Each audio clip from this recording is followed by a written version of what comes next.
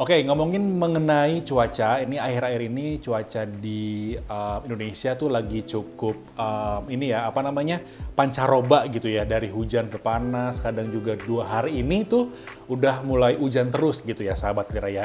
Dan di Lira Podcast kali ini aku udah kedatangan tamu spesial, yaitu Dr. Yanuar, spesialis anak dari Rumah Sakit Lira Medica. Apa kabar, Dok? Kabar baik. Kabar baik ya, Dok ya. Akhirnya mampir juga di Lira Podcast ya. Iya.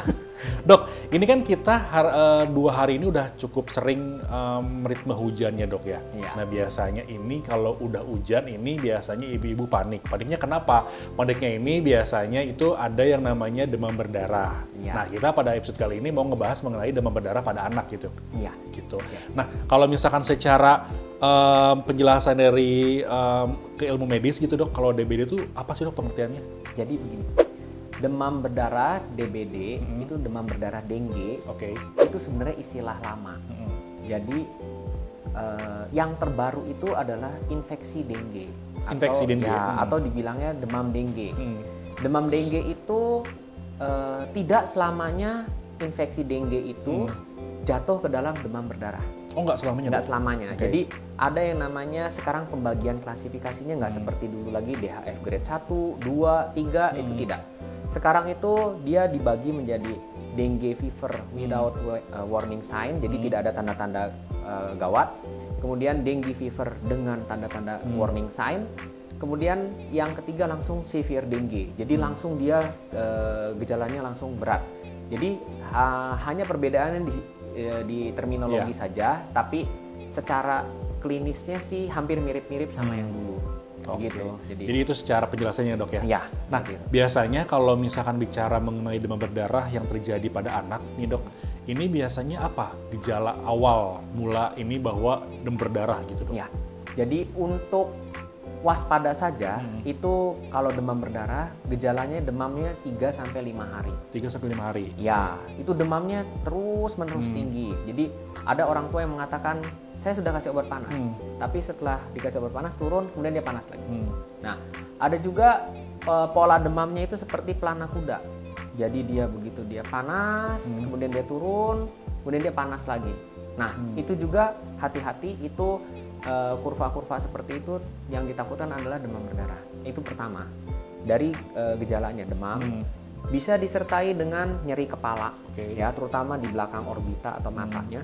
Kemudian disertai dengan mual, muntah, nyeri perut, gitu kan. Kemudian yang tergantung juga dari musimnya.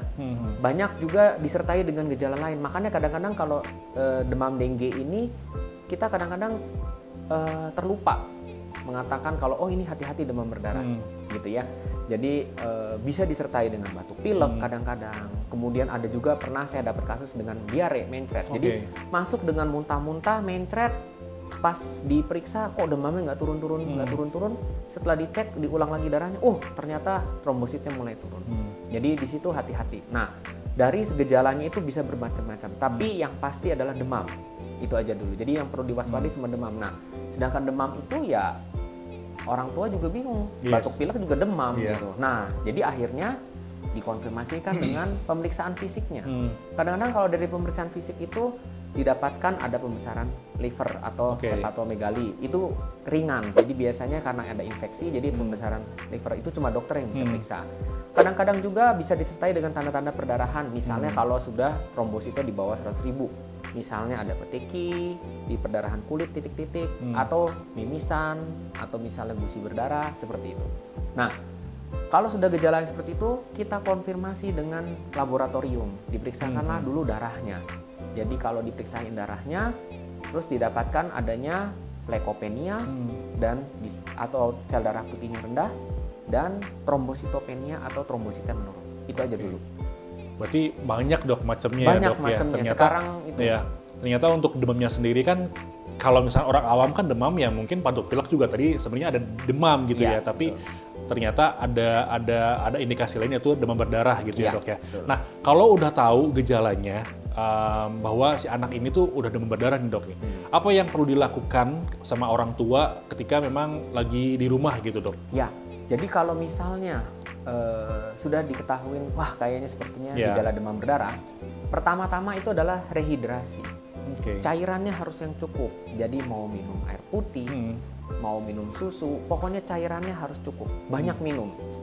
Yang kedua, obat-obatan simptomatis. Misalnya kalau demam, kasih obat panas. Kalau dia sampai muntah sekali, sampai tidak mau makan, ya kasih obat dulu mual muntahnya. Kalau ada. Kalau tidak ada, disarankan langsung segera bawa ke rumah sakit. Oke. Apalagi kalau sudah didapatkan dengan kesadaran anaknya sudah mulai terganggu, ego atau misalnya sudah mulai menurun, itu sebaiknya jangan lagi ditunda. Hari itu juga, saat itu juga langsung bawa ke UGD. Berarti harus langsung diopnam, Dok, ya? Langsung diopnam kalau udah kayak gitu ya. Bahkan sebenarnya sih kalau mau baiknya sih kalau udah mulai gejala-gejala demam berdarah, apalagi sekarang kan ada pemeriksaan yang cepat misalnya NS1 antigen itu dari demam hari pertama, hari kedua sudah terdeteksi, oh ini kayaknya demam berdarah. Itu sudah kita bisa waspada, meskipun tidak semuanya harus dirawat atau bisa pulang dulu, nanti beberapa hari diulang lagi, itu bisa saja gitu. Nah, untuk pengobatan sendiri kurang lebih membutuhkan berapa lama tuh, Dok, untuk sampai pulih gitu anaknya? Rata-rata pengobatan demam berdarah kalau siklus penyakitnya itu kalau dihitung-hitung dari pertama kali demam itu biasanya sekitar 7 harian. Jadi kadang-kadang kalau orang tua yang datangnya di hari pertama demam dengan NS1 positif, itu kitanya juga jadi ragu-ragu, ini turun panas, terus sampai udah 5 hari, 6 hari orang tua juga nggak sabaran, kenapa anak saya masih demam gitu. Padahal memang penyakitnya itu. Jadi biasanya rata-rata proses pemulihan demam berdarah itu sekitar 7 harian. 7 harian? 7 harian. Oke, sampai benar-benar pulih. Sampai benar-benar pulih. Nah, ketika pulih sendiri nih, Dok, ada nggak hal-hal yang atau makanan yang perlu dihindari sama anak ini, Dok? Saat ini sih semua makanan sih tidak ada yang tidak ada pantangan apa-apa. Hanya ya karena kan kalau demam berdarah itu kan nyeri perutnya itu lebih terasa. Jadi anak tuh nggak mau makan, nggak mau minum banyak. Nah itu yang paling susah kalau di anak-anak. Kalau dewasa mungkin kita bisa diomongin makan yang banyak, minum yang banyak. Ya, meskipun nggak enak ya tetap makan. Tapi kalau anak-anak itu banyak faktor-faktornya.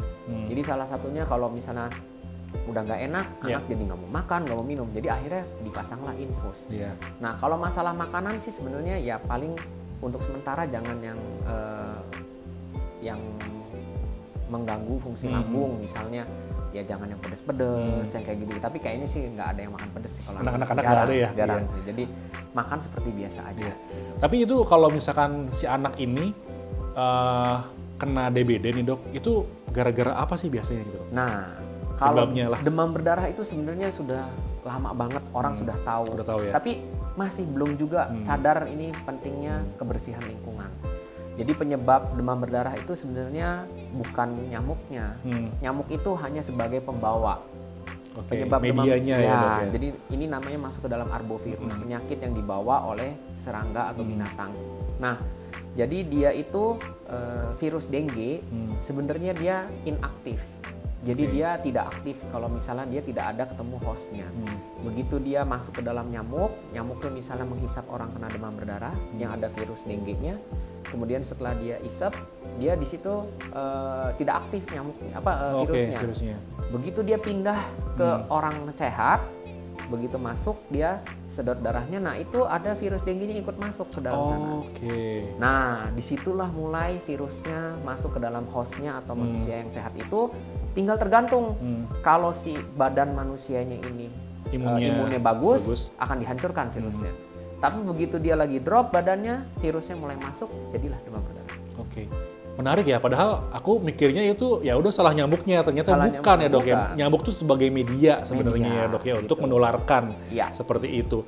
Nah, ada nggak, Dok, misalnya kayak dari sudut pandang Dokter Yanwar gitu ya, ada nggak kasus-kasus yang memang demam berdarah ini tuh katakanlah kan ada angka kematian gitu, Dok? Iya, angka kematian jelas banyak.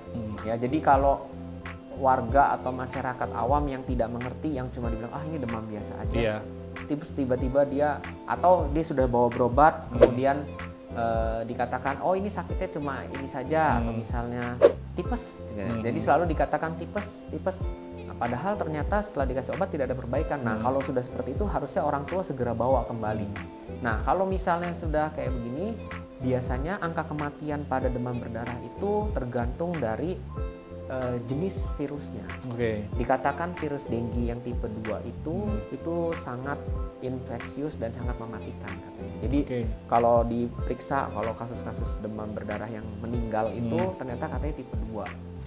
Nah, yang kan virus dengue itu ada 4. DEN 1, 2, 3, 4. Katanya 2 yang paling ganas katanya. Nah, yang kedua faktor dari status gisinya.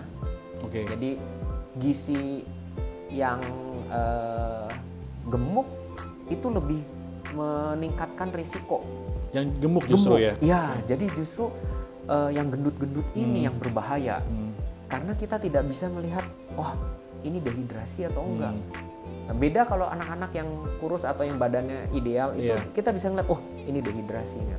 Tapi kalau anak gemuk itu kelihatannya anaknya seger gitu ya, Dok. Tapi di dalam badannya itu ternyata tekanan darahnya rendah, langsung syok apa segala macam, dan itu kalau misalnya sampai terjadi perburukan itu biasanya jelek. Jadi kalau misalkan secara ini, Dok, secara cara penularannya cepat dong ya untuk demam berdarah ini ya, Dok ya.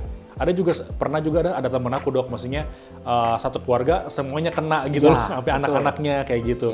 Nah, ini yang jadi highlight adalah gimana caranya agar itu tidak terjadi gitu, Dok. Jadi kalau nyamuk demam berdarah kan seperti kita ketahui itu kan oleh Aedes, nyamuk Aedes, ada Aedes aegypti dan Aedes albopictus. Nah itu nyamuk rumahan, ya.